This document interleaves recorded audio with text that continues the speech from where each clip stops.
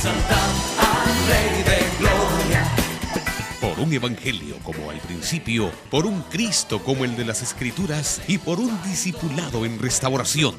La Iglesia de Cristo Mahanaim presenta a su pastor Miguel Flores en el programa A la Luz de la Palabra. Nuestro propósito, colaborar con la preciosa labor de edificar el cuerpo de Cristo, llevándolo a perseverar en la doctrina de los apóstoles para que la palabra del Señor crezca y el número de los discípulos se multiplique. Y ahora con ustedes, A la Luz de la Palabra. Muy bien, voy a tocar un tema difícil de tocar para mí. Nunca lo he tocado este tema y algo otros más por cuestión de qué llamarle, considerar tal vez no ser uno el instrumento apropiado, tal vez es una mala apreciación, pero vamos a hablar acerca de la fidelidad al hombre de Dios. Vamos a hablar acerca de la fidelidad al ministro, de la fidelidad ministerial. Le digo, es un tema que nunca he hablado. Imagínense que tengo 23 años de pastorear esta congregación y es un tema que nunca he hablado. Es difícil hablarlo uno mismo. En la iglesia Elim Central tuvimos la bendición de que el hermano Melitón Rodríguez, que ahora es pastor en Tegucigalpa, iglesia Elim en Tegucigalpa, nos habló estas cosas. Nunca las habló el hermano Ismael Paz, que era el pastor general y que sigue siendo el pastor general. Él nunca tocó estos temas. Él era el pastor general, entonces nunca los tocó él. Pero, como le digo, tuvimos la bendición de tener en aquel tiempo entre nosotros otro ministro, que no era el ministro general y que se encargó de tocar estos temas, enseñándonos a nosotros a ser fieles al hombre que Dios había puesto. No habiendo quien haya tocado este tema en este lugar, ni yo ni otro más, lo voy a tocar personalmente, sobre todo por el hecho de que estoy tratando de instruir y de educar a esta congregación, sabiendo que estamos entrando a los tiempos difíciles, sabiendo que estamos entrando a los tiempos finales, tiempos en los cuales está profetizada una apostasía en donde el cristiano está profetizado no será muy fiel. Quizás está profetizado que van a haber miles, millones. Es en el tiempo final en donde van a haber más cristianos que nunca en la vida. Por eso no se asombre de ver iglesias como esta y otras mucho más grandes hoy día, cosa que hace 30 años o 40 años usted no podía ver. Usted hace 30 años o 40 años, si miraba una iglesia que tenía 100 gentes, era una iglesia enorme. Sin embargo, usted puede ver hoy día las iglesias, hemos tenido que ir ampliando los edificios porque son miles de personas que están llegando. Entonces hoy ya no es asombroso ver una iglesia como esta, más bien una iglesia como esta es pequeña a la par de otras enormes iglesias que vemos. Así que asombrosamente el final de los tiempos se va a caracterizar porque van a haber miles de creyentes, millones, pero de esos millones de creyentes la mayoría van a ser infieles. Así que no es de alegrarse tanto de ver multitudes, porque escrito está que de esas grandes multitudes la mayoría de ellos son infieles o van a ser infieles. Y yo diría ya, son infieles ya en su mayoría. Y se ve en muchos aspectos del cristianismo, en muchos aspectos de la obediencia a Dios, se está viendo ya la infidelidad de la gente. Entonces, en este tiempo que ya estamos experimentando ese mover de la gente de un lugar a otro. Hoy se está en una iglesia, mañana se está en otra, pasado se está en otra, y en donde más colores hay o donde más bonito esté, pues ahí va la gente. Y ya no hay realmente una fidelidad a la palabra, no hay una fidelidad al ministerio, no hay una fidelidad al ministro, no hay una fidelidad a la casa. sino que donde más bonito esté, ahí voy a ir.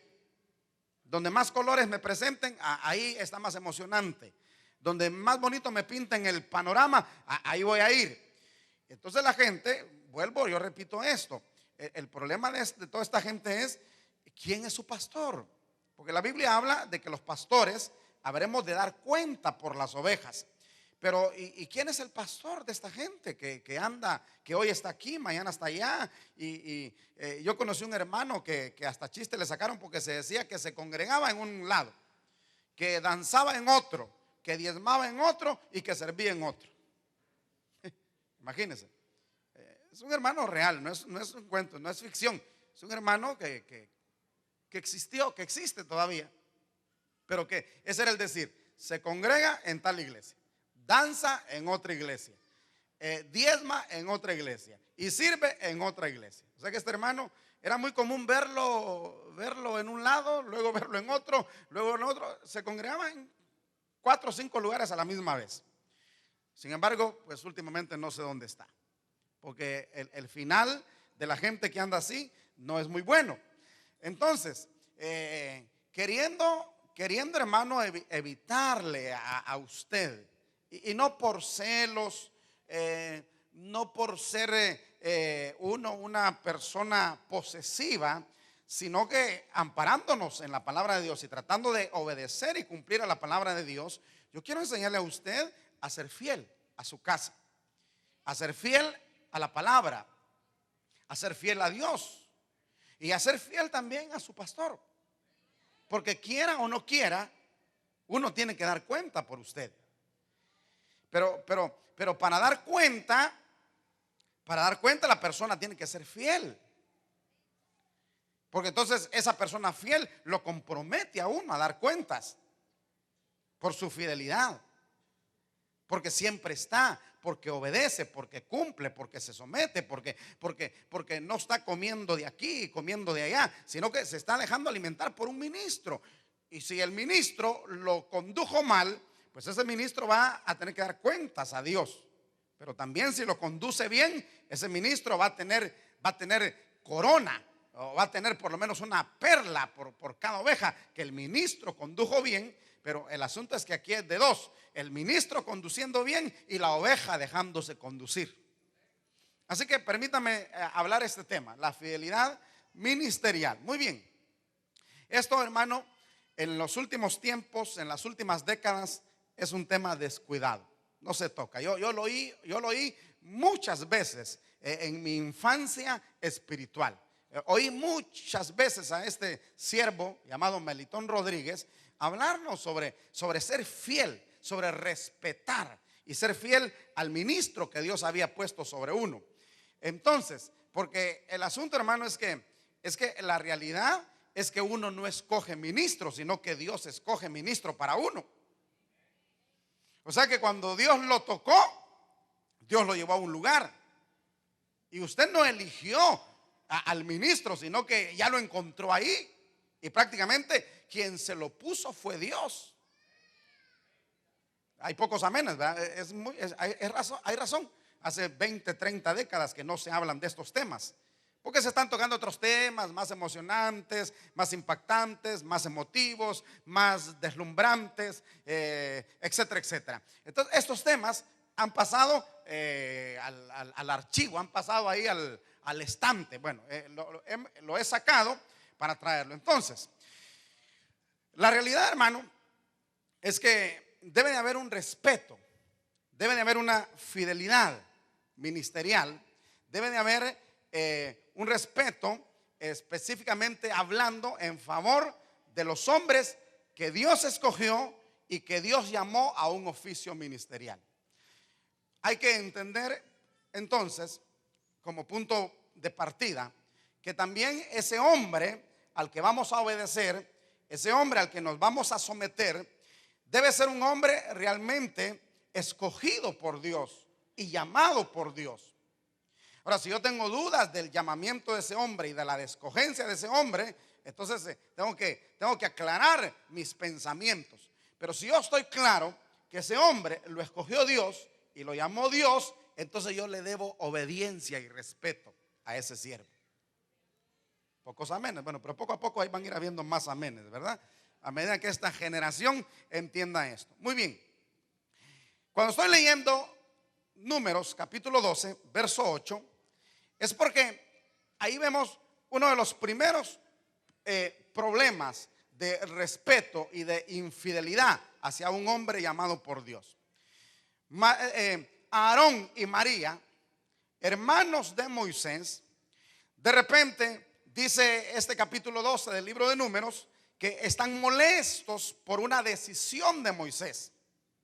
Fíjese, lleve cuenta, porque aquí lo que hay es una desaveniencia que va a llevar a un irrespeto, a una infidelidad a dos personajes porque no están de acuerdo con una decisión del hombre que Dios escogió, del hombre que Dios llamó. ¿Cuál es el problema? Pues que Moisés se casó con una mujer cusita, dice el verso 1 del capítulo 12. No como dijo aquel hermano que no sabía ni leer la Biblia, dijo Moisés se casó con una cosita, dijo. No, es una mujer cusita, de Cus. Bueno, entonces, parece ser que Aarón y María no les gustó esa decisión. Y entonces vinieron ellos y se molestaron y dijeron, bueno, ¿acaso que solamente por Moisés ha hablado Jehová? ¿Acaso también no nos ha utilizado a nosotros para hablar? Y dice que lo oyó Dios. Aquí hay un detalle importante, hermano, que debemos de saber, que Dios oye y ve absolutamente todo lo que hacemos. Lo hagamos en público, lo hagamos en secreto, lo hagamos a escondidas o lo hagamos por ahí apartados. De todas maneras, el oído de Dios siempre está atento a oír lo que hablamos. Y mire, eso es tremendo. Dice, y oyó Jehová lo que estos dos estaban hablando. Y dice ahí el verso 3, y aquel varón Moisés era muy manso, más que todos los hombres que había sobre la tierra. Y entonces, bueno, no voy a entrar en mayores detalles porque tengo muchos versículos que hablar. Pero el asunto es que entonces, hermano, estos hombres, estos dos personajes, molestos por una decisión, murmuran contra el hombre de Dios. Ahora, aquí hay un punto importante. Yo creo que el que debe de hacer algo cuando un hombre que él escogió y que él llamó hizo algo que no está bien, yo creo que le corresponde a él llamar a cuentas, no a nadie más. Porque ni Aarón ni María llamaron a Moisés, ni Aarón ni María escogieron a Moisés, sino que quien lo llama, sino que quien lo escoge y quien lo llama es Dios. Así que el único que puede llamar a Moisés y decirle, ¿por qué escogiste a esa mujer? Era Dios. Entonces hay que tener mucho cuidado, hermano, porque a veces la gente se da la tarea de criticar decisiones que los hombres de Dios tomamos.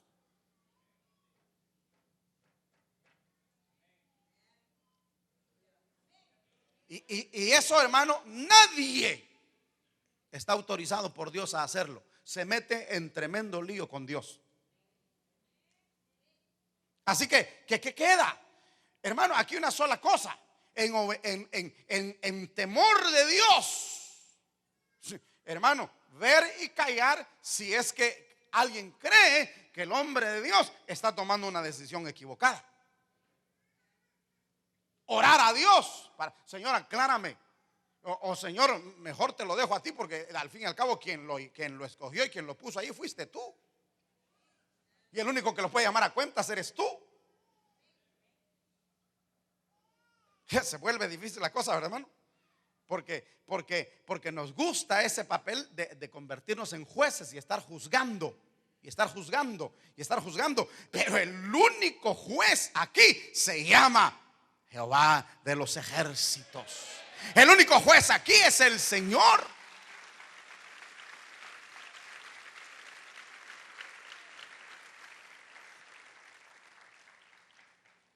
Bueno, hay muchos puntos que habría que tocar ahí, pero vamos a pasar. Así que cuidado con murmurar por las decisiones que se tomen.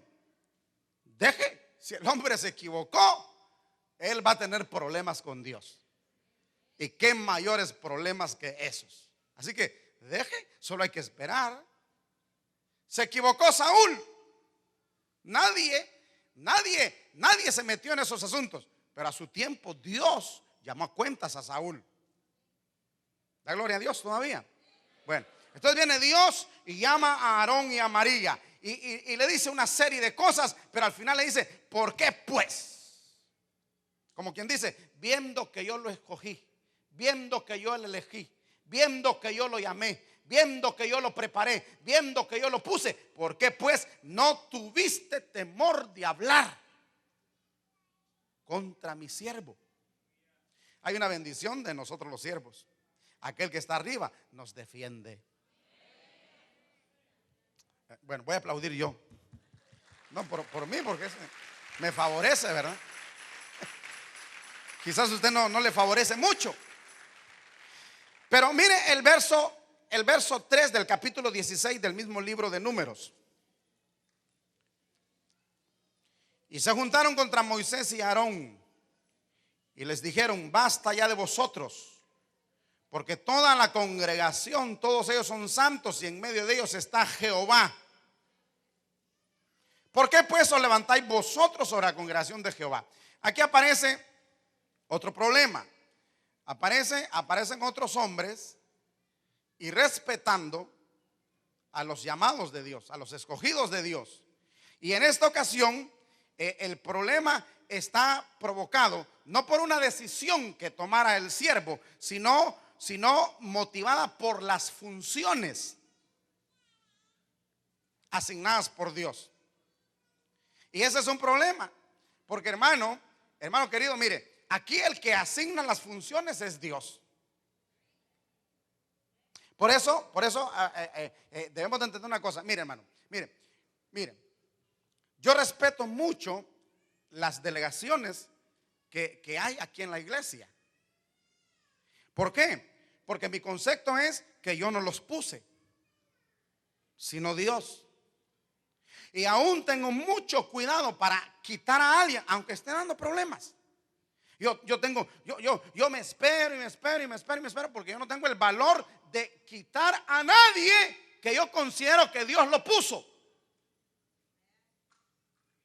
Porque yo debo respetar la función de Él. Hermano, yo creo que los ministerios los da Dios. Yo creo que las dádivas las da Dios. Yo creo que los dones los da Dios.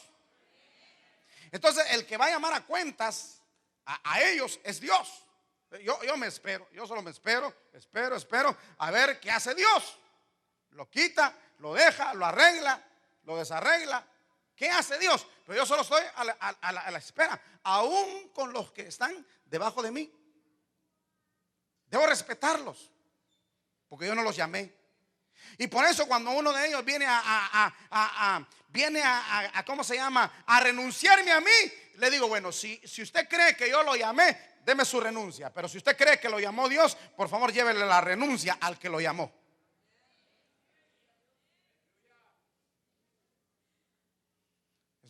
Uno debe estar claro cómo Dios obra, cómo Dios trabaja.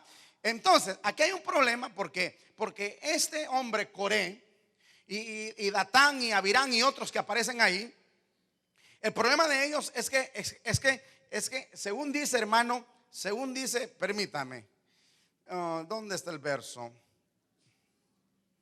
Donde Moisés le reclama y le dice, ¿queréis también el sacerdocio? Bueno, permítame. Pensé que lo había subrayado, pero no. Por eso es bueno los resaltadores, ¿verdad? Bueno, pero el asunto es este. Ellos tienen una función, pero Aarón y sus hijos tienen la función sacerdotal. Entonces ellos dicen, bueno, ¿por qué solo ellos pueden hacer funciones sacerdotales? Sencillo, a ellos los puso Dios a eso. Y a Coré, Datán y Abirán los pusieron a otra cosa. Aquí como quien dice, hermano, zapatero a su zapato. Cada quien a donde Dios lo puso. Cada quien ejerza la función que Dios le puso.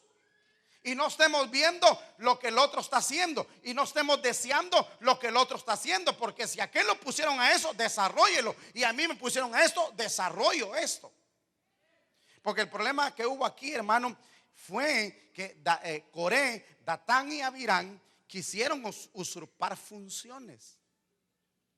Entonces hay que, hermano, estar claros de lo que Dios nos ha puesto a hacer y ponernos a hacer eso y no estar viendo o deseando lo que el otro está haciendo. ¿Cuántos entienden esto? Y respetar lo que se está haciendo. Vamos rápido al capítulo 17, aquí cerquita de Números. ¿Lo tienen? Estaba cerquita ahí, ¿verdad? Miren lo que dice el verso 5. Dios va a dar una prueba y dice: va a florecer la vara del varón que yo escoja, y haré cesar de delante de mí las quejas de los hijos de Israel con que murmuran contra vosotros. Aquí hay un detalle, hermano. Aquí hay un detalle muy, muy, muy importante. Y es el hecho de que al final lo que nosotros debemos de ver no es, hermano, a la persona, sino que ver el respaldo sobrenatural que la persona tiene de parte de Dios. Aquí lo que Dios va a hacer es un milagro sobrenatural. ¿Por qué? Porque van a meter unas varas secas, ya muertas. O sea, varas que ya perdieron su verdor. Ya son varas que aunque las siembre, ya no van a reverdecer, no van a florecer, se van a podrir. Entonces viene Dios y les dice: bueno, traigan las varas de los príncipes y yo les voy a decir por medio de una señal quién es el que yo he escogido. Entonces todo el mundo trajo sus varas, 12 varas, una por cada tribu, las metieron, y ahí se metió también la vara de Aarón. También va seca la vara de Aarón. Pero ¿qué sucede? Al día siguiente que van a ir a sacar las varas, 11 varas siguen secas y una vara está verde, tiene hojas, ha florecido y hasta fruto tiene. ¿Cuántos alaban el nombre del Señor en una noche? Denle un aplauso fuerte al Dios del cielo. Más fuerte el aplauso. Mire, aquí, hermano, aquí cuando alguien entra en conflictos, porque es imposible o es normal que se entre en conflictos, a veces de desacuerdos y cosas así. Yo siempre digo, lo que uno tiene que hacer es ver el respaldo sobrenatural de Dios sobre la persona. Y si Dios lo está respaldando sobrenaturalmente, respete. Puede que a usted no le parezca su personalidad, puede que no le parezca su físico, puede que no le parezcan sus decisiones, puede que no le parezca cómo hace las cosas, pero si usted ve su vara reverdecer sobrenaturalmente, entonces, hermano, los demás a respetar se ha dicho. ¿Cuántos están de acuerdo? Ahora, a veces la gente piensa que florecer, el respaldo de Dios es, a veces dice, porque hay una congregación grande o porque hay dinero. No, hay que ver que las cosas han sucedido sobrenaturalmente. El que tenga oídos para oír, que oiga. ¿Por qué? Porque hay cosas que se pueden lograr sin la sobrenaturalidad. Procuremos nosotros, hermano, no usar de astucias ni artimañas para lograr lo que solamente por sobrenaturalidad se puede lograr. La iglesia no es una empresa. La iglesia no es un negocio. La iglesia es la iglesia de Cristo. Y aquí no se pueden emplear técnicas empresariales. Aquí no se pueden usar mercadotecnia ni tantas cosas que hoy se está utilizando. Aquí solamente podemos esperar que la sobrenaturalidad del Dios del cielo se manifieste y nos respalde. Si lo entiende, apláudale más fuerte al Dios del cielo.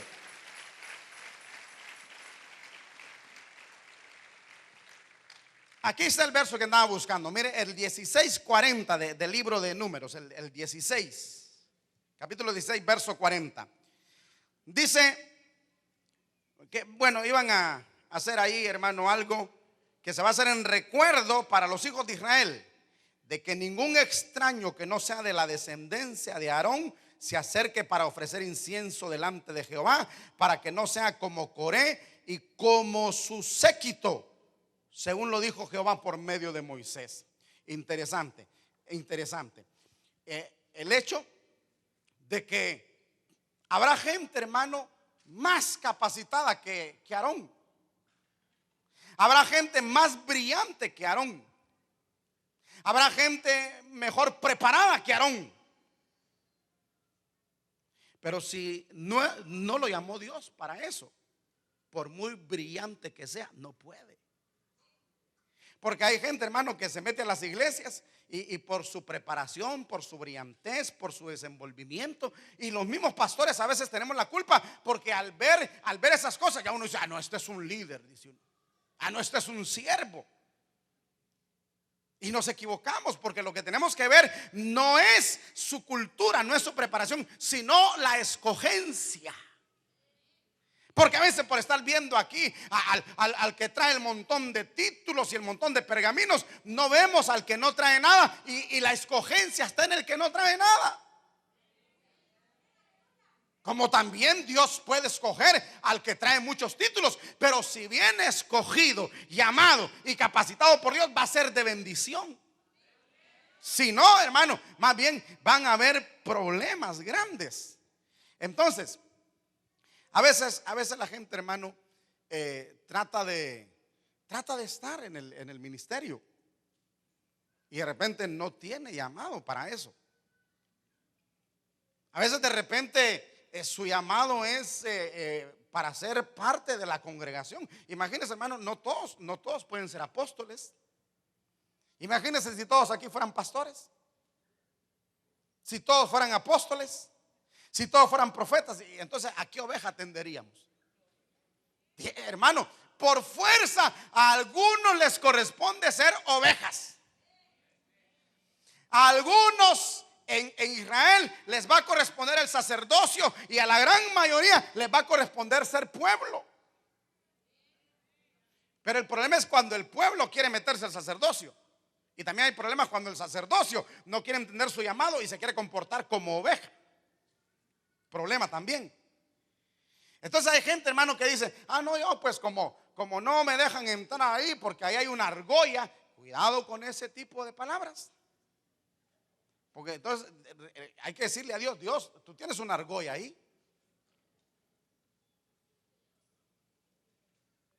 O sea, no se lo diga a los de aquí abajo. Si nosotros aquí solo estamos, hermano, trabajando, y si Dios no nos hubiera llamado, no estuviéramos aquí, estuviéramos ahí sentados. Y créame que a veces no quisiéramos estar aquí, preferiríamos estar ahí sentados, pero estamos aquí porque nos pusieron. Y se vuelve para el siervo, como dijo Pablo, imperiosa necesidad hacer lo que Dios lo tiene haciendo. Pero hay gente, hermano, que no entiende que uno no está aquí solo riendo y disfrutando. Esa gente, hermano, que le gusta, por ejemplo, a mí me gustaría ser pastor porque le llevan agua. Y a todos los demás no nos traen agua, a él le llevan agua. Ay, pero supiera usted las otras cosas, hermano, por las que uno tiene que pasar. Ojalá solo así pasáramos, ¿verdad? Que con atenciones. No, hermano, unas responsabilidades y unas cargas tremendas que hay que llevar, que a veces uno quisiera mejor irse a sentar allá y que otro se parara acá. Pero no se puede. No se puede. Si Dios lo llamó, aguántese. Y si Dios no lo llamó, vaya, siéntese. Pero hay gente que dice, no, como no me dejan entrar, entonces yo pues me aparto y no participo. El pueblo tiene su participación, hermano.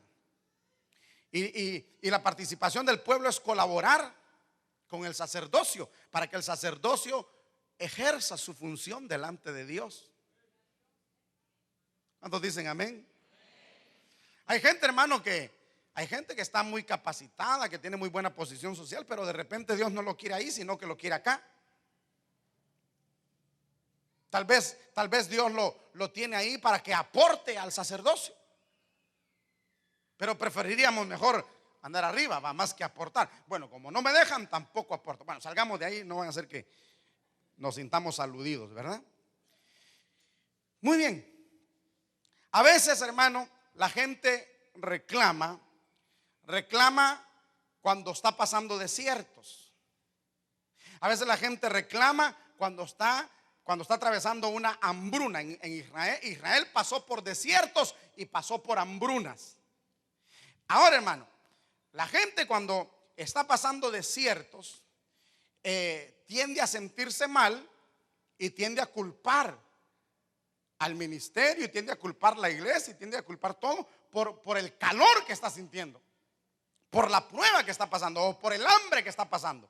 Pero fíjese, hermano, que viendo yo en detalle esta cuestión, muchas veces, en su gran mayoría, casi siempre, los desiertos son provocados por el mismo pueblo. Y los ministros atraviesan el desierto por culpa del pueblo, mientras el pueblo está creyendo que es al revés. Por ejemplo, Moisés hubiese entrado en 15 días a Canaán, pero se tardó 40 años. Ahora, ¿quién provocó el desierto? ¿Moisés o la gente? ¿Y a quién le pasaban reclamando continuamente mientras iban por el desierto? ¿Y tenía la culpa Moisés del desierto de la gente? ¿Y tendrá la culpa el ministro del desierto, de los desiertos de la gente? Pero cada vez que alguien se va, ¿a quién culpa? ¿De quién habla? ¿Provocó uno el desierto? No. ¿Provocó la iglesia el desierto? No. Es la misma gente. Ellos provocaron su propio desierto. Ellos provocaron sus propias hambrunas. Vaya, mira el caso de Elimelech y Noemí y de Malón y de Kelión. ¿Qué pasó? Hay una hambruna en Israel. ¿Quería Dios la hambruna para ellos? No. ¿Pero merecían ellos la hambruna? Tal vez sí. Entonces provoca Dios la hambruna. Y viene Elimelech y dice: no, yo aquí no voy a estar pasando hambre. No, aquí es que de seguro no están orando. Aquí es que de seguro a saber en qué onda andará el pastor. Aquí hay que saber en qué cosa andará el ministerio. Quizás se han desviado. No. El pueblo provocó una hambruna y la manda Dios para corrección del pueblo. Pero mientras la gran mayoría del pueblo soportó la hambruna y se mantuvo en el lugar en el que Dios los tenía, Elimelech, Noemí, Kelión y Malón se fueron. Se fueron en busca de un lugar donde no hubiera hambre. Ahora hay que tener mucho cuidado. ¿Por qué? Porque al final los que permanecieron los bendijo Dios con abundancia. Y los que se fueron empezaron a tener problemas graves. Primero se muere Elimelech. Después se muere, no sé si Kelión, y después se muere Malón. Se mueren los dos hijos y se queda Noemí solita. Y entonces Noemí oye que la tierra que abandonó porque había hambruna, oye que está siendo bendecida. Hermano, mire, yo le voy a decir algo, hermano. Mire, aquí nosotros debemos de aprender. Dios nos hizo nacer en un lugar. Dios nos trajo a un lugar. Soporte. Si hay bendición, gócese. Si hay fiesta, participe de la fiesta. Pero si hay prueba, pase la prueba. Porque la mayoría cuando hay prueba, y cuando haya prueba en el otro lado, ¿para dónde va a agarrar? Y sabe que yo me doy cuenta de gente, hermano, que se fue y que le está yendo mal y que por orgullo no regresa. ¿Conocerá alguno de ustedes? Yo sé de varios. Porque al final Dios bendice a su pueblo y lo saca adelante. Pero el que se fue, hermano, ya no recibe. ¿Cuántos dan gloria a Dios y cuántos están entendiendo? Yo le digo una cosa, hermano, manténgase. Sea cual sea la prueba, manténgase. La prueba va a pasar. El hambre va a pasar, el desierto va a pasar.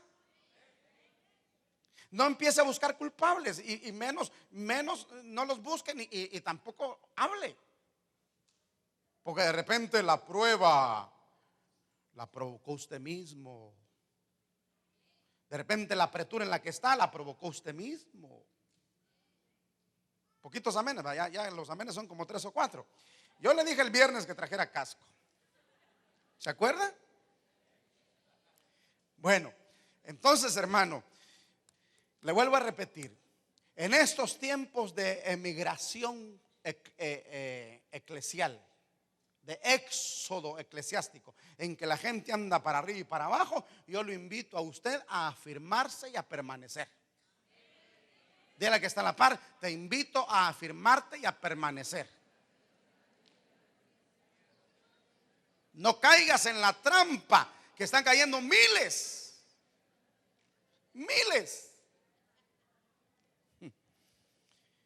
Y yo le digo, en que hayan problemas, hermano, los problemas no son para que nos vayamos, los problemas son para que se resuelvan. ¿Cuántos dan gloria a Dios? Ajá. Mire, hermano, ahora van a haber cosas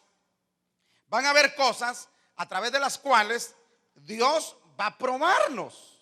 A ver hasta dónde echamos raíces, a ver hasta dónde hemos madurado, a ver hasta dónde hemos abierto el pensamiento, hemos abierto el intelecto, el entendimiento, para que Dios nos haga entender las cosas y comprender y saber pasar esos momentos.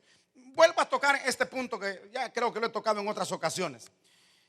Imagínese usted algunos sucesos claves que van a servir para hacer florecer la rebelión, la murmuración o el respeto y la fidelidad. Es decir, la persona decide, en este momento hago florecer en mí rebelión, murmuración, o hago florecer en mí respeto y fidelidad. Es decir, usted decide qué hace en ese momento. Es los dos montes, es el monte Gerizim y es el monte Ebal, es el monte de la bendición y es el monte de la maldición. En ese momento usted decide, me quedo en el monte Gerizim o me paso al monte Ebal, el monte de la maldición. La decisión es personal. La ocasión, el suceso se va a dar. Usted decide. Hoy precisamente hablaba con un hermano que me pedía consejo. Y yo le decía, mira, mijo, tú decides si conviertes en una experiencia lo que te pasó o lo conviertes en un trauma. La decisión es tuya. Tú decides si el suceso lo conviertes en una experiencia que te madure o lo conviertes en un trauma que te va a desgraciar la vida. La decisión es tuya. ¿Cuántos están entendiendo? La decisión es de uno. Yo decido. De aquí yo aprendo respeto y fidelidad. Ojo, de aquí yo salgo diciéndome las van a pagar. Aleluya. ¿Cuántos dan gloria a Dios? Entonces, imagínese usted, por ejemplo, el caso famoso de Eliseo y Elías. Eliseo llega, hermano, con el gran deseo en su corazón de absorber lo que ese hombre Elías tiene. Y llega con mucha sinceridad, llega con mucha hambre, con mucho deseo, y de repente, en vez de encontrar un hombre que le diga, qué bueno, qué buen deseo, el que anhela obispado, buena obra desea, te felicito, qué bueno, otros andan en busca de otra cosa. ¿Sabe qué le decía? No me sigas, hombre. Eso le decía Elías, Eliseo, no me sigas. No, pero es que mira, yo quiero lo que tú tienes. No, pues ve, búscale otra manera, pero a mí no me sigas. Entonces yo pregunto, ¿qué haría usted si un día usted viniera y me encontrara a mí allá en la puerta y yo le diría, mire, hermano, yo la verdad no quiero que usted venga aquí a esta iglesia? ¿Qué haría usted? De mejores iglesias me han corrido, quizás me diría, ¿verdad? ¿qué haría? ¿Qué haría? Ah, perdone, pastor, pero mire, no sé qué le pasa, tal vez está molesto, tal vez le he molestado con algo, pero a mí Dios me trajo aquí, pastor, y como usted está en esta puerta y yo me meto por la otra, pero de aquí nadie me saca, pastor. ¿O qué me diría? Y yo ya no le creo, perdone lo que le voy a decir, pero a veces yo no le creo mucho a la gente. Había un hermano que me decía, pastor, mire, de aquí nadie me saca. Si usted me saca por la puerta, por la ventana me le meto. Ya no, yo no lo veo por aquí. No tuve que sacarlo yo, él solito se sacó. No, hermano, mire, usted sabiendo que aquí está en juego la vida eterna, afírmese, establezca, madure y permanezca, porque es su vida eterna. No, si la iglesia sigue, uno sigue. El problema es el que no supo manejar la cosa. Entonces, hermano, a veces Dios va a permitir roces con las autoridades. Va a permitir que tú tengas un roce con un anciano, que tengas un roce con tu discipulador, que tengas un roce con el que dirige tu área. A veces Dios va a permitir que por error te digan, hoy no va a subir usted al coro. Bueno, ¿y por qué? No me dejaron subir al coro. Ni saben lo que se pierden. Me voy. Y Dios solo te está probando. A ver qué decides, si eres fiel o rebelde. Así que, hermano, te lo advierto, de repente te va a venir ¿cómo es la palabra? Una decepción. Y solo es para probarte. Y tú decides, no, pero esto no me va a mover a mí. No, pero eso no me va a mover. O te pones a la defensiva, hermano, y empiezas a despotricar. Hermano querido, muchas veces Dios te va a permitir un encontronazo, porque como dicen por ahí, las piedras en el río se pulen unas a otras. Y en vez de enojarme yo con aquella piedra que viene por ahí, ¡pum!, me pegó. En vez de enojarme, debo decirle gracias, porque ya me pulió más. Pero ¿será que le decimos gracias a la piedra que me pulió? ¿Ah? ¿Será que estamos agradecidos con aquellos que con su actitud, con su trato me llevaron al propósito de Dios? Yo estaba viendo precisamente, hablando hoy sobre eso. Estaba hablando de José, que cuando José les dice a sus hermanos, yo soy José, aquellos en vez de alegrarse, temblaron, se afligieron. Y dijeron, hoy sí se va a vengar de nosotros porque de jovencito, como nosotros éramos mayores, lo menospreciábamos, nos burlábamos, etcétera, etcétera. Pero ahora él es el segundo del faraón y nosotros no somos nada. Hoy nos mata, hoy nos azota, hoy nos cuelga, hoy. Y José los vio y les dijo, tranquilos, hermanos, les dijo, no teman, no les voy a hacer nada. ¿Y saben por qué no les voy a hacer nada? Porque yo creo que no fueron ustedes los que me trataron así, ni los que me metieron a la cisterna, ni los que me vendieron a los egipcios, ni los que me metieron a la cárcel. Yo creo que fue Dios.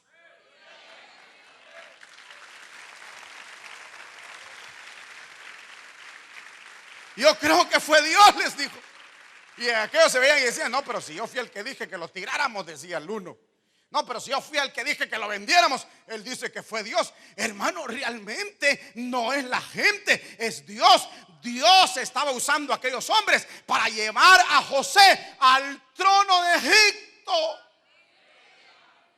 Y a veces Dios está usando gente para alcanzar el propósito de Dios en tu vida, y tú te terminas peleando con la gente y te terminas enojando con la persona que no debes enojarte. ¿Cuántos están entendiendo? Ja. Fíjese, hermano, aquí hay otro punto. Le estoy hablando Biblia, en que no le estoy dando versículos ahorita.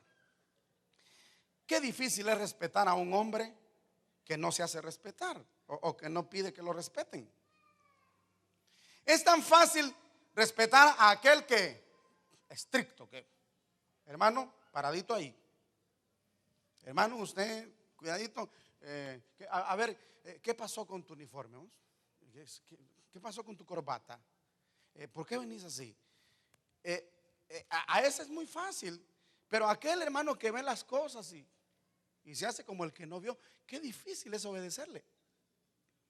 Pero no porque él no diga nada ha dejado de ser autoridad y ha dejado de ser el escogido y el llamado de Dios. Hermano, nadie como Moisés para ser el número uno en Israel como hombre. Sin embargo, ese hombre, hermano, mire, ese hombre es el que hablaba cara a cara con Dios, es el que miraba a Dios, es el que se atrevía a subir al monte mientras temblaba y retumbaba y todo el mundo salía corriendo. Y Moisés se metía ahí. Es el hombre que recibió la ley de Dios, es el hombre que instruyó, es el padre prácticamente de ese pueblo en el sentido humano. Pero ese hombre no demandaba obediencia, ese hombre no demandaba respeto, ese hombre no demandaba, era un hombre humilde. Por eso es que a cada rato se le paraba a la gente. Y ahí es donde, hermano, ahí es donde más responsabilidad tiene uno, cuando uno tiene como autoridad a alguien que no la demanda. Porque entonces yo tengo que reconocerla y darle a él el respeto y la obediencia, aunque él no me la está pidiendo. Le voy a decir una cosa. Yo tengo un pastor que nunca le dice a uno hace esto, sino que toda la vida le dice a uno si uno puede. Él no me dice, mira, Miguel, quiero que prediques en el retiro o que prediques tal día. Él me dice, mira, fíjate que podés, me dice. Y le voy a decir algo. Hace muchos años, estando yo congregándome en la central todavía, yo venía entrando a la puerta, entrando al templo, y ahí estaba él parado. Y me dijo, Miguel, me dijo, ¿podés dirigir las alabanzas ahora? Me dijo. Y yo le dije, hoy no puedo, le dije yo. Como quien dice, permítame, tengo que ver mi agenda, a ver qué compromisos tengo. Dándose uno el taco. Hoy no puedo. Muy bien, no te preocupes. 8 meses no me tomó en cuenta. Y aprendí obediencia. La próxima vez que me dijo, ¿podés? Claro que puedo. Porque dije, me va a tener otro año. Nunca grita, nunca reclama, nunca ordena. Pero hay que obedecerle, hay que respetarlo. Él no pide, él no demanda. Pero hemos aprendido a respetarlo, hemos aprendido a obedecerle. Hemos aprendido a interpretar sus pedidos, no como opciones, sino como órdenes. ¿Verdad que es fácil obedecer a alguien que ordena, que manda, que esto? Pero qué difícil es aquel que pide de por favor las cosas. Entonces ahí se requiere madurez del que recibe el pedido, que entienda que se lo está demandando un hombre ungido por Dios, puesto por Dios. Permítame poner el reloj aquí, hermano. Usted sabe que cuando yo no miro el reloj, me paso la noche hablando. ¿Da gloria a Dios todavía? Muy bien. Entonces, hermano, le digo esto. Sea sabio usted, sea sabio. No espere que llegue un pastor ahí enérgico a decirle, se está saliendo o está desobedeciendo. No, aprenda por la palabra y aprenda a respetar, aprenda a obedecer. Mire, aquí hay un punto importante que quiero hablar. Cuando hay hombres de Dios que aún teniendo tremendo llamamiento, ellos no se exaltan, sino que mantienen la humildad, mantienen un perfil bajo, a pesar de que Dios los encumbró. Porque ellos tienen que ser sabios. que aunque Dios los encumbró, el deber de ellos es humillarse. Aún sabiendo que Dios los elevó y que los puso en alto, el deber de ellos es humillarse. Ahora, el que no lo ve encumbrado, sino humillado, tiende a irrespetarlo porque no lo ve allá, sino que lo ve acá. Pero él debe saber que Dios lo tiene allá, aunque usted lo esté viendo acá. Es que tengo oídos para oír que oiga. Porque él está ahí solamente porque él sabe que es su deber. Pero también él entiende que lo tienen allá. Entonces el otro debe respetarlo aunque esté ahí. Entonces hay hombres, hermanos, que cuando lo llama Dios ya es imposible verlos, es imposible platicar con ellos, porque ellos se toman muy en pecho eso de estar ahí en alto. Pero hay otros, hermanos, que todavía comen con la gente, platican con la gente, juegan con la gente, bromean con la gente, sale con la gente, va a la casa de la gente llega a su casa. Entonces ahí hay que tener un cuidado muy tremendo.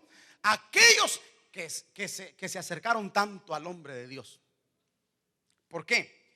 Porque, hermano querido, mire, el que solo ve al ministro aquí arriba lo va a tener en la mente como un hombre ungido, un hombre de Dios, un hombre con una autoridad. Pero aquel que se mete a la intimidad de uno, le va a ver los defectos, le va a ver los errores, le va a ver los pies de barro. Y a pesar de verle los pies de barro y a pesar de verle sus defectos y sus errores, no deberá de olvidársele que sigue siendo el ungido de Jehová. Por eso cuando un hombre de Dios le da llegada a alguien muy cerca, tiene que ser sabio, porque seguro que le va a conocer sus defectos, le va a conocer sus pies de barro. Entonces mucha gente al ver los pies de barro va a tratar de verlo así a la par, de tú a tú. Él sigue siendo el ungido de Dios. Amén. Vaya, aquí vamos a entrar a este punto. Y ya queda poco tiempo. Entremos a este punto rápido entonces. David está allá en los corrales con las ovejas. Y David tiene un alto concepto de Saúl, el rey que ungió Dios. Pero de repente a David lo meten al palacio y lo meten hasta la casa del rey. Y de remate, perdón, hermano, un día Saúl se metió a una cueva en donde David estaba. Y se metió, hermano, y se bajó su ropa y se sentó a hacer sus necesidades. Y David estaba ahí viéndolo. Hermano, imagínese hasta dónde llegó David a ver a este hombre. Como para burlarse, como para irrespetarlo, como para muchas cosas. Sin embargo, ¿qué es lo que David hacía con este hombre? Lo consideraba el ungido de Jehová.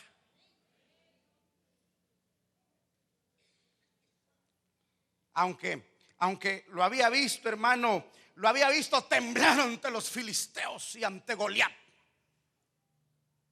Y aunque David fue, hermano, y de un ondazo se bajó a Goliat, no vino a burlarse de Saúl. No vino a menospreciarlo, no vino a decirle: y tú eres el rey, eso que yo no soy nada. Y pan comido el gigantón ese. No se burla, no lo irrespeta, no lo menosprecia, sino que vamos a ver más adelante todo lo que hizo, hermano. Lo vio doblar en sus decisiones. Tomó una decisión y luego otra. Lo siguió respetando. Bueno, vamos a irnos al segundo libro de Samuel, capítulo 24, porque el tiempo se está avanzando. Segundo libro de Samuel, capítulo 24.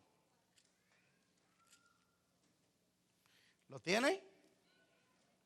Bueno, vamos al verso 5. ¿Lo tiene ya? Dice el verso 5. No, perdón, es primer libro de Samuel. No es el segundo, es la misma cita, pero en el primer libro de Samuel. Primer libro de Samuel 24. ¿Lo tiene? Verso 5. Voy a leer el verso 4 para que entendamos mejor. Entonces los hombres de David le dijeron: he aquí el día de que te dijo Jehová, he aquí que entrego a tu enemigo en tu mano y harás con él como te pareciere. Y se levantó David y calladamente cortó la orilla del manto de Saúl. Fíjese, mire hermano, mire, Saúl anda persiguiendo a David para matarlo. Y de repente David llega hasta donde está dormido Saúl.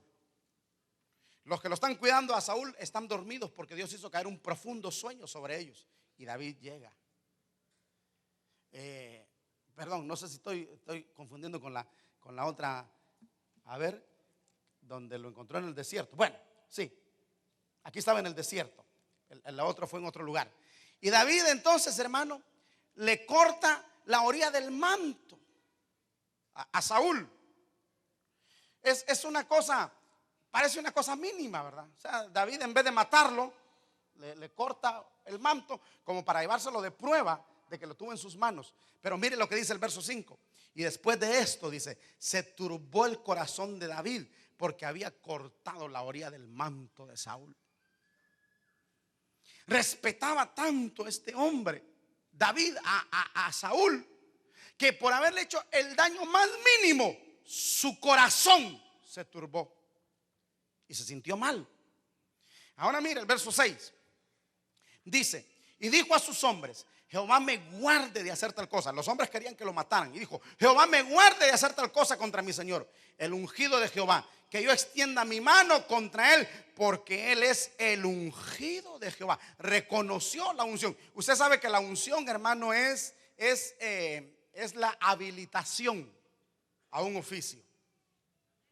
¿Entiende? Es como ¿cómo llamarle, hermano? Como el acuerdo que le dan a los maestros. Ya con este acuerdo usted puede trabajar.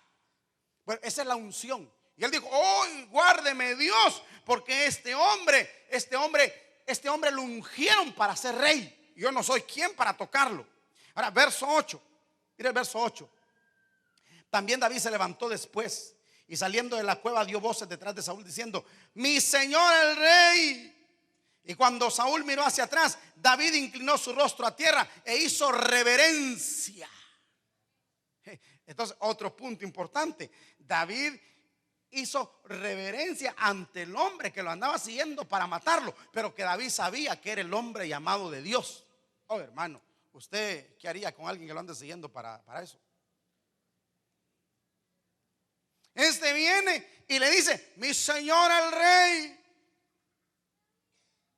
Lo reconoce como rey y le hace reverencia, que es una señal de respeto, obediencia y fidelidad al rey. Este hombre, hermano, sabía lo que era, hermano, el llamamiento de Dios. Ahora, verso 9 dice: y dijo David a Saúl: ¿por qué oye las palabras de los que dicen, mira, que David procura tu mal? Vamos al verso 11, le dije, estaba leyendo muy bien. Sí, es que el verso 9 está confirmando lo del verso 7. Pero vamos al verso 11. Vamos al verso 11. Y mira, Padre mío, mira la orilla de tu manto en mi mano, porque yo la corté la orilla de tu manto y no te maté. Muy bien, pero aquí detengámonos en esto. Y mira, Padre mío. Fíjese, hermano, hasta dónde llega el respeto, la fidelidad, que ya no solamente lo ve como rey y como ungido, sino que lo ve como padre. Aló, lo ve como padre y le dice: Padre mío. Y aquel con la lanza así, mire, hermano, para clavar a David, y él todavía le dice: Padre mío. Oh, hermano, eso tiene que ser revelado por Dios. Para que un hombre pueda estar obedeciendo, respetando y siendo fiel, tiene que ser por revelación divina. Dios nos revele el asunto de la fidelidad, Dios nos revele el asunto del respeto, Dios nos revele el asunto de la obediencia y nos convierta en una verdadera congregación de la iglesia de Cristo, establecida, confirmada y afirmada. Y no de esa que... Aleluya, dan gloria a Dios. Dan gloria a Dios. Mire, hermano, bueno, dejemos esto hasta ahí. Y voy a terminar porque el tiempo se me está terminando. Te voy a pedir que pase el hermano del teclado. Yo le dije que los domingos salimos a las 6:15, ¿verdad? Bueno, excepto Santa Cena, que salimos 6:30, ¿verdad? Muy bien, voy a terminar de esta manera. Y me quedan muchas cosas ahí en el tintero todavía. Un día, David había dicho: yo no lo puedo tocar a él ni lo puedo quitar. Dios lo puso, Dios haga con él lo que él va a hacer. Pero yo no voy a hacer nada contra él. Un día Saúl murió en la batalla. Y en el capítulo 1 del segundo libro de Samuel, ya no lo abra, llegó un hombre a darle las noticias a David, como diciendo: voy a quedar bien con David porque le traigo noticias de que su enemigo ha muerto. Y le dijo: Saúl ha muerto. Y David le dice: ¿qué dices? Saúl ha muerto. ¿Cómo pasó eso? Arreció la batalla y el enemigo venía cerca. Y él, no queriendo que lo mataran sus enemigos, me dijo a mí: mátame tú. Y yo lo maté. O sea, como queriendo decir: mira, te acabo de librar de tu enemigo, te acabo de librar del hombre que te estaba haciendo la vida imposible. Y David le dice: ¿tú lo mataste a Saúl? Aleluya, dijo el otro, para la honra y la gloria del Señor. Y se va encendiendo en ira David y le dice: ¿tú mataste a Saúl? ¿No tuviste temor de levantar tu mano contra el ungido? Yo, que también soy un ungido, porque si hasta ahorita no se había fijado, él era un ungido de Dios también. Yo, que soy ungido, no me atreví a tocarlo. ¿Tú lo mataste? Sí, mátenlo. Porque no supo respetar, no supo guardar fidelidad a un hombre escogido y elegido y puesto por Dios. Ahora, el respeto de David llegó mucho más allá hacia este hombre, porque Saúl tenía un hijo llamado Is-Boset. Y resulta que otros hombres mataron a Is-Boset. Y también le fueron a llevar la gran noticia a David. Le dijeron: hemos matado al que te podía pelear el trono. Lo hemos matado. ¿Mataron a Is-Boset? Sí. ¿No habéis oído lo que le hice yo al que me vino a decir que había matado a Saúl? ¿Qué le hiciste? Los maté. Lo maté, y a ustedes también. Mátenlos. Y los mató, porque la fidelidad y la obediencia de David hacia Saúl, hacia el ungido, no iba solo hacia él, sino aún hasta su familia.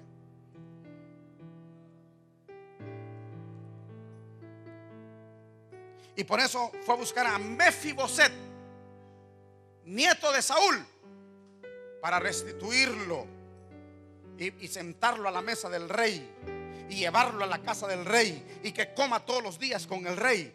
¿Por qué? Por fidelidad, por respeto al ungido de Dios.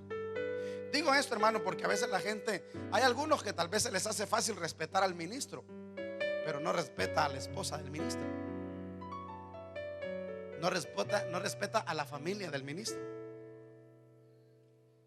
¿Cree usted que respeto? Oh, pastor, Dios le bendiga, mucho gusto. Y por allá viene el hermano o el hijo del pastor y le tira la puerta o qué sé yo. ¿Cree usted que es respeto al ministro? La obediencia, el respeto y la fidelidad de David hacia este hombre fue tan grande que no solo a él, sino también a su familia. Necesitamos, hermano, volver a esos tiempos. Yo le decía hace poco a los jóvenes, me reuní con ellos y les leía aquel pasaje donde se dice que, que murió Josué y su generación, y se levantó una generación que no conocía a Dios, y les decía: tengo temor porque la generación que conoció verdaderamente a Dios está muriendo. Porque, hermano, lo que usted ve hoy es un remedio muchas veces de lo que nosotros vivimos en otro tiempo. Oh, ver a un G. Ávila en acción fue una cosa gloriosa. Ver a un Pepito Berríos fue una cosa maravillosa. Ver a un Lázaro Santana en acción fue una cosa maravillosa. Ver a un Jorge Rasque en acción fue una cosa gloriosa. A un Otoniel Ríos Paredes fue una cosa gloriosa. Yo vi a esos hombres. Yo vi ese evangelio. Yo conocí a Dios con esos hombres. Pero esos hombres ya murieron. Y le decía yo a los jóvenes: yo soy uno de los sobrevivientes de los que conocimos esa generación. Pero la generación que hoy está no conoció mucho a Dios, y la generación que viene tampoco conocerá a Dios. ¿Cómo va a ser la iglesia cuando la generación que no conoce a Dios la gobierne? Y le decía yo, traten de aprovechar a los últimos que estamos todavía de aquella generación que conoció a Dios, para que ustedes conozcan a Dios y ustedes continúen la carrera de relevos cuando nosotros ya no estemos. Porque yo así me siento, hermano. Yo le decía a los muchachos: de repente ustedes consideran que yo soy un dinosaurio, consideran que hasta soy legalista o que soy muy duro. No, soy de la generación que conoció a Dios y que me ha tocado ministrar en medio de una generación que casi no conoce a Dios, que no conoció esa gloria y que hoy se conforma con cualquier cosa. Creo que hoy se conforma, ay, hermano, como niños se conforman con confites que les ofrecen, y ahí va la gente por los confites.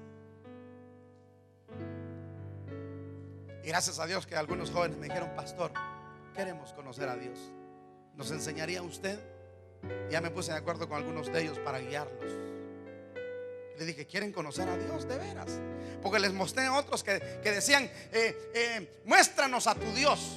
Oh, ya no eras el Dios de ellos, sino el Dios del ministro.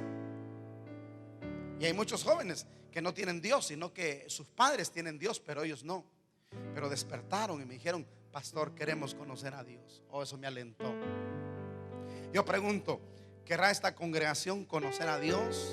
¿Querrá esta congregación guardar esos principios? ¿Me permitirá esta congregación enseñarle esos verdaderos principios? ¿Me permitirá esta congregación dejar de estar viendo los confites y los colores y los espectáculos que nos ofrecen, y nos vamos a permanecer firmes y fieles a Dios, respetando los llamamientos de Dios? Si es así, póngase de pie, por favor. Póngase de pie. Si es así, hermano, le digo una cosa. Mi deseo es que se levante en esta iglesia, en este lugar, una congregación que no sea movida por estímulos.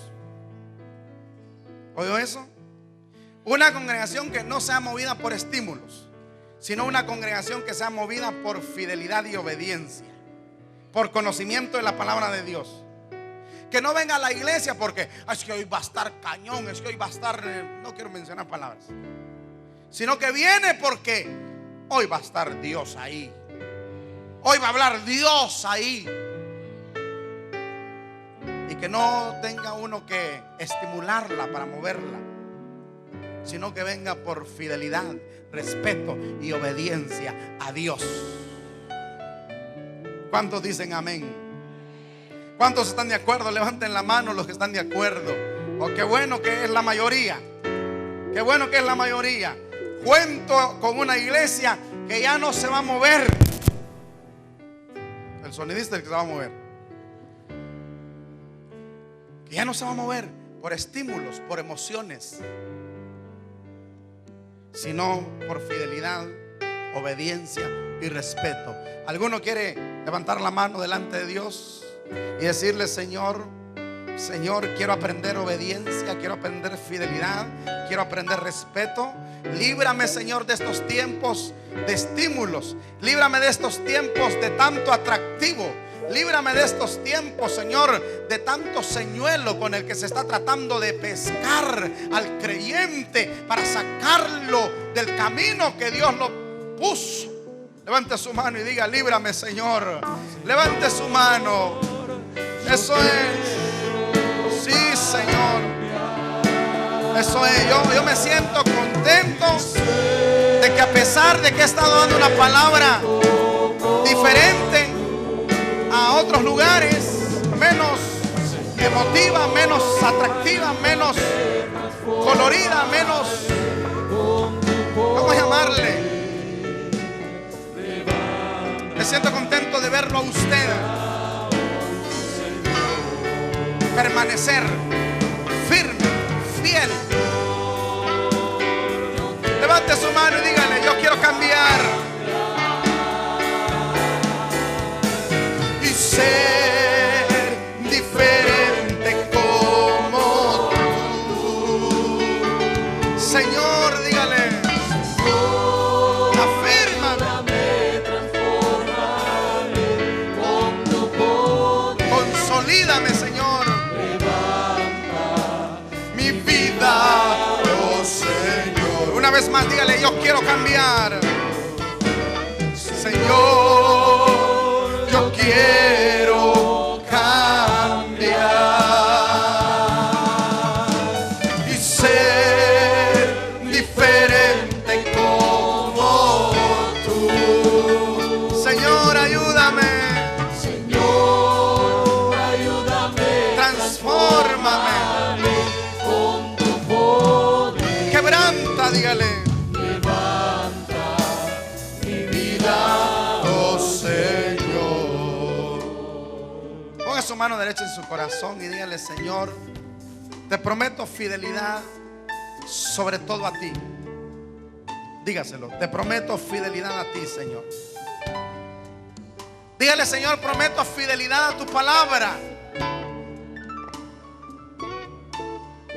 Y dígale: prometo fidelidad a esta casa, como casa tuya y como ministerio que tú levantaste y constituiste en favor nuestro en este lugar.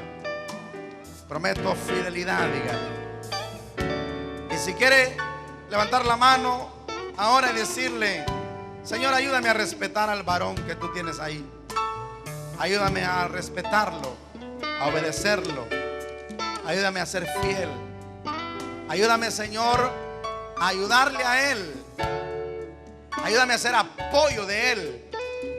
Ayúdame, Señor, a ser respaldo y columna para él en lo que tú le has mandado hacer.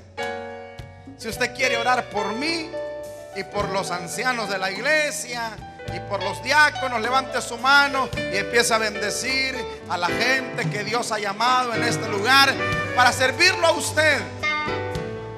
Empiece a bendecir a la gente que Dios ha puesto en este lugar para servirlo a usted. Eso es, bendiga en el nombre de Jesús. Yo recibo su bendición. Recibo la bendición de aquellos que están madurando. Recibo la bendición de aquellos que se están afirmando. Recibo la bendición de aquellos que se están estableciendo. Recibo la bendición de aquellos que están madurando, Señor, y que no se dejarán atraer ni engañar, Señor, por los atractivos, por los señuelos, por los confites y por todo aquello, Señor, que le están ofreciendo, Señor. En el nombre poderoso de Jesús, yo recibo la bendición de ese pueblo. En el nombre de Jesús. La Iglesia de Cristo Mahanaim presentó a su pastor Miguel Flores en el programa A la Luz de la Palabra. Estamos seguros que este mensaje ha sido de mucha bendición para tu vida. Si desea una copia del mismo en CD o DVD, puede solicitarla en la siguiente dirección: Iglesia Mahanaim Honduras, San Pedro Sula, segunda calle, segundo anillo de circunvalación. Esperamos contar con tu sintonía en el próximo programa. Mientras tanto, Exaltad al Rey de